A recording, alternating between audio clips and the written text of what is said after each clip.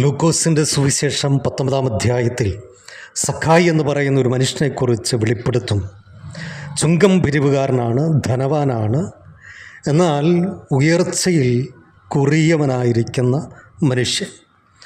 കർത്താവായിരിക്കുന്ന യേശു ക്രിസ്തു കടന്നു പോകുന്നു എന്നുള്ള വാർത്ത കേട്ട് കർത്താവിനെ കാണുവാൻ അടുത്തു വന്നുവെങ്കിലും തിക്കും തിരക്കും കൂട്ടുന്ന ജനത്തിൻ്റെ ഇടയിലൂടെ കർത്താവിനെ കാണുവാൻ കഴിയാതെ വന്നതുകൊണ്ട് ഒരു കാട്ടത്തി മരത്തിൽ കയറി കർത്താവിനെ കാണുവാൻ കണ്ണുകൾ ഇമകളടയ്ക്കാതെ നോക്കി നിൽക്കുമ്പോൾ കർത്താവ് സഖായി കയറിയ മരത്തിൻ്റെ താഴെ നിന്നുകൊണ്ട്, സഖായിയെ നീ വേഗം ഇറങ്ങി വരിക, ഇന്ന് ഞാൻ നിൻ്റെ വീട്ടിൽ പാർക്കേണ്ടതാകും. സഖായി വേഗം ഇറങ്ങി വന്നു.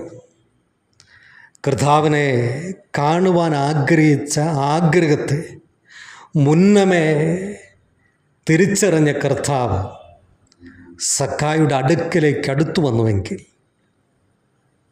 പ്രിയമുള്ളവരെ, ഇന്നേ ദിവസം കർത്താവിനെ കൺകുളിർക്കെ കൺമുമ്പിൽ കാണുവാൻ എൻ്റെ പ്രാർത്ഥന മുറിയിൽ, എൻ്റെ ആരാധനയുടെ നടുവിൽ, എൻ്റെ ജീവിതത്തിൻ്റെ എല്ലാ നിമിഷവും കർത്താവിനെ കാണുവാനുള്ള ആഴമായ ദൈവകൃപ എൻ്റെ മേൽ പകരണമേ എന്ന പ്രാർത്ഥനയോടെ നമുക്കായിരിക്കാം.